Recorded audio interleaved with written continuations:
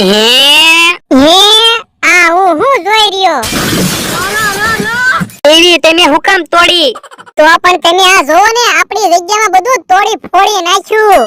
TV તૂટી ગયો તો તૂટી ગયો, તમે ટીવી હુકમ તોડી? પણ સોફો ને ટેબલ ને માટલો ને બધું તૂટી ગયેલું જોઈને મને આઘાત લાગ્યો તે હાથમાં ટીવી મુકાઈ ગયું. અરર 10,000 રૂપિયાની ટીવી હતી. હવે ઈ જવા દ્યો, આપણી જગ્યામાં જેને તોડફોડ કરી હોય ને ઈ માણાને ગોતવાનો છે.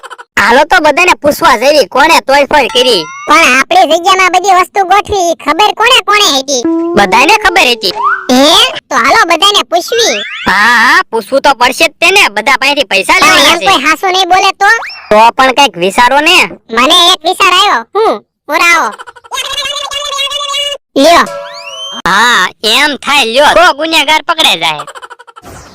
લ્યો ભોળા દાદા, તમે કામ હોઈપું તું ઈ થઈ ગયું. હા તો વાંધો નહીં, આવડા આને પૂછી જો. તમે તે અમારી જગ્યાએ આવીને બધી તોડફોડ કરી ને? ના રે ના, અમે કઈ તમારી જગ્યાએ આવ્યા નહીં હો. હા શું બોલો હો, નકર ઢીબી નાખીશ.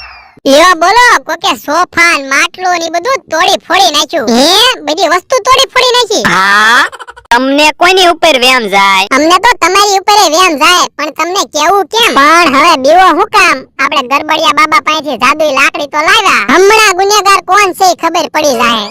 જોવો બધી લાકડી એક હરખી છે અને બધાને એક એક લાકડી રાખવાની છે. 15 મિનિટ પછી અમારી જગ્યાએ આવવાનું છે અને જો જે ગુનેગાર છે એની લાકડી 5 ઇંચ મોટી થઈ જશે. પણ અમે કઈ તોડફોડ કરી નથી, તો અમને હું કામ લાકડી આપો?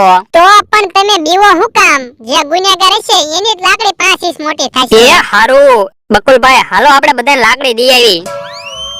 લ્યો બોલો, ઘડીક વારમાં તો એની જગ્યાએ કોકે તોડફોડે કરી નાખી. તો હું આપણી ઉપર વેમ ખાય?